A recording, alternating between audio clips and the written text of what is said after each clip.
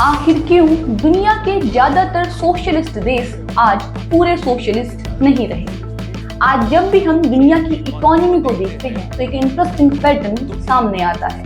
20th century में जो countries अपने आप को सोशलिस्ट कहा करती थी, जैसे कि eastern Europe, Soviet union, China और वियतनाम, उनमें से मेजॉरिटी कंट्रीज ने आज किसी न किसी फॉर्म में कैपिटलिज्म या मार्केट बेस्ड सिस्टम को अडॉप्ट किया है।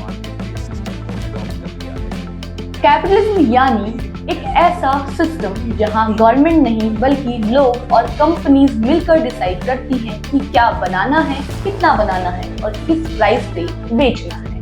अब सवाल ये है कि ऐसा क्यों हुआ?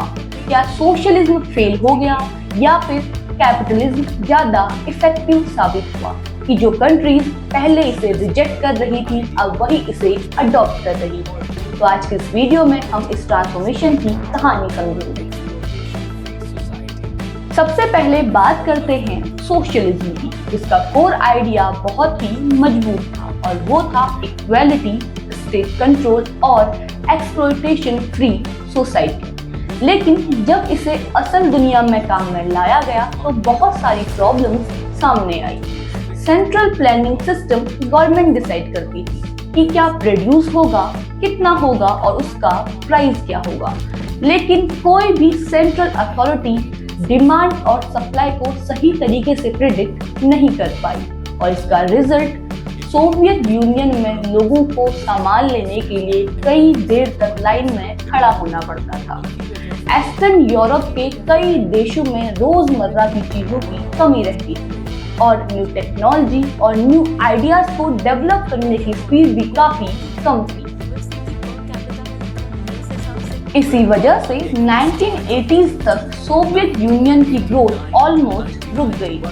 जीडीपी ग्रोथ लगभग 1% तक गिर गई थी और लेबर प्रोडक्टिविटी वेस्टर्न कंट्रीज के कंपैरिजन में 40 to 60% कम हो गई थी। एक डेटा के अकॉर्डिंग कोल्ड वॉर के एंड तक यूएसए की per capita income Soviet union से 2-3 गुना ज्यादा थी।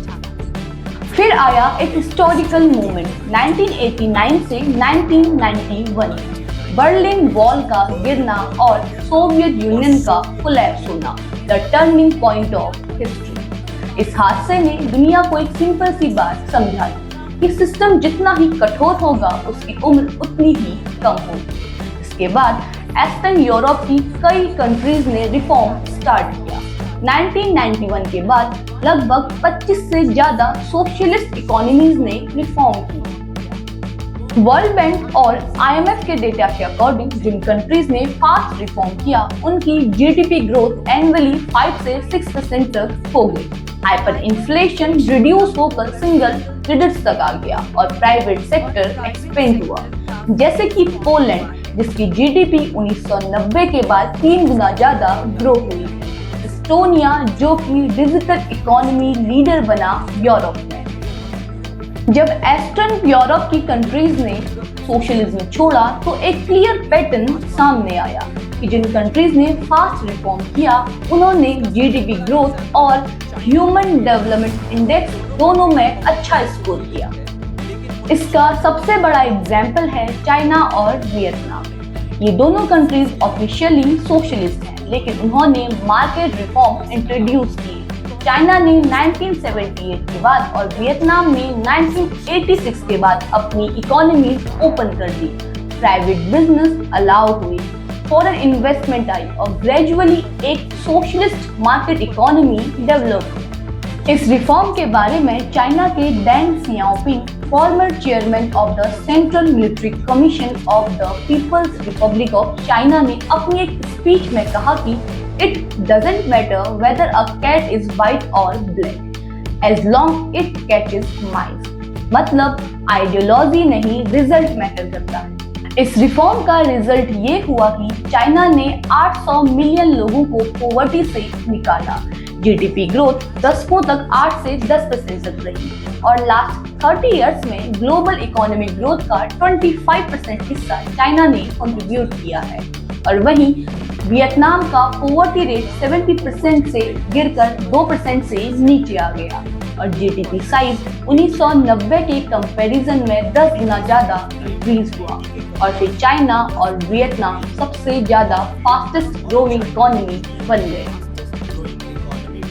आज की दुनिया इंटरकनेक्टेड है और अगर कोई कंट्री क्लोज्ड सोशलिस्ट सिस्टम को मेंटेन करती है तो वो ग्लोबल ट्रेड और इन्वेस्टमेंट से बाहर हो जाती है, और जब बाकी कंट्रीज ग्रो कर रही हो तो आइसोलेशन कॉस्ट और भी ज्यादा बढ़ जाती है। इसलिए सोशलिस्ट कंट्रीज को दो ऑप्शन मिले, या तो वो क्लोज रहे या ग्लोबल इकोनॉमी में इंटीग्रेट हो जाए।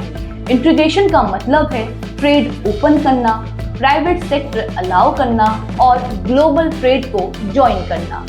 यही रीजन है कि वियतनाम ने एक्सप्लिसिटली मार्केट ज्वाइन किया ताकि वो ग्लोबल ट्रेड का पार्ट बन सके, और आज वो इलेक्ट्रॉनिक्स और मैन्युफैक्चरिंग का ग्लोबल हब बन चुका है। इस डिफरेंस को एक सिंपल एग्जांपल से समझो, south Korea versus north Korea. South Korea की पर कैपिटा इनकम $30,000 से ज्यादा है और वहीं नॉर्थ कोरिया की पर कैपिटा इनकम लगभग $1,500 है। Same history, same culture, difference सिर्फ इकोनॉमिक सिस्टम का। IMF के डेटा के according state own enterprises 20 to 30% less efficient होती है। इसका रीजन है lack of competition, political interference और लो इनोवेशन। इसलिए रिफॉर्म्स के बाद प्राइवेटाइजेशन, कंपटीशन और फॉरेन इन्वेस्टमेंट्स इन सब ने मिलकर प्रोडक्टिविटी को बूस्ट किया।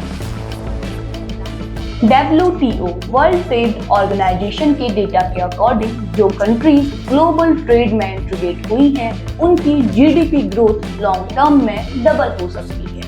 इसलिए चाइना ने 2001 में और वियतनाम ने 2007 WTO ज्वाइन किया और दोनों ने ही export led growth model adopt किया। लेकिन कुछ कंट्रीज जैसे कि वेनेजुएला और क्यूबा ने पूरी तरह से सोशलिज्म को फॉलो किया और उसका रिजल्ट ये रहा कि रिजिड स्टेट कंट्रोल और पुअर मैनेजमेंट ने हाइपर इन्फ्लेशन, प्रोडक्शन कोलैप्स और इकोनॉमिक क्राइसिस क्रिएट किए। इन क्राइसिस को देखते हुए क्यूबा के फॉर्मर लीडर फिडेल कैस्ट्रो ने अपने इंटरव्यू में कहा कि Cuban model does not even work for us anymore. मतलब सरकार ने भी अपनी कमी को एक्सेप्ट किया। उसके बाद इस क्राइसिस का असर बाकी सोशलिस्ट गवर्नमेंट पर भी पड़ा। फिर जैसे जैसे वक्त बदला वैसे वैसे लोगों की एक्सपेक्टेशंस भी बदली। लोग चाहते थे बेटर जॉब्स, बेटर लाइफस्टाइल्स और उनकी चॉइसेस और भी ज्यादा बढ़ने लगी। लेकिन सेंट्रल प्लानिंग सिस्टम उनकी ये सारी डिमांड को पूरी नहीं कर पा रहा था और तब ही मार्केट इकोनॉमी ने उनकी सारी डिमांड पूरी की। उसके बाद ही गवर्नमेंट को समझ आया कि अगर हमने टाइम रहते खुद को चेंज नहीं किया तो हम भी कोलैप्स हो सकते हैं। इसलिए गवर्नमेंट को अपने आप को शिफ्ट करना पड़ा। तो दोस्तों, ये कहानी सोशलिज्म वर्सेस कैपिटलिज्म की नहीं बल्कि इवोल्यूशन, अडेप्टेशन और सर्वाइवल की है। ये डेटा से हमें क्लियरली पता चलता है कि प्योर सोशलिस्ट सिस्टम बुरी तरीके से फेल हुए, लो ग्रोथ, इनएफिशिएंसी और शॉर्टेज के साथ, और वहीं कैपिटलिज्म के बाद GDP ग्रोथ इंक्रीज हुई, पॉवर्टी शार्पली रिड्यूस हुई और लिविंग स्टैंडर्ड्स इंप्रूव हुए। इसलिए आज जो मॉडल उभर कर आए हैं वो है हाइब्रिड मॉडल, जिसमें स्टेट कंट्रोल और मार्केट फोर्सेस साथ में काम करती हैं। सोशलिज्म से कैपिटलिज्म में ट्रांसफॉर्मेशन की ये कहानी हमें ये बताती है कि आइडियोलॉजी से ज्यादा इम्पोर्टेंट है परफॉर्मेंस। जो सिस्टम अडेप्ट करता है वही सर्वाइव भी करता है, क्योंकि दुनिया डेटा, परफॉर्मेंस और रिजल्ट से चलती है, ना कि थ्योरीज से। आपको क्या लगता है कि सोशलिज्म बेटर है या फिर कैपिटलिज्म? अपनी राय को कमेंट बॉक्स में जरूर लिखें। और ऐसे ही ग्राउंड रियलिटी कंटेंट से जुड़े रहने के लिए आप हमारे चैनल को जरूर सब्सक्राइब करें। और अगर आपको ये वीडियो पसंद आई है तो इसे लाइक एंड शेयर कीजिएगा। Thank you.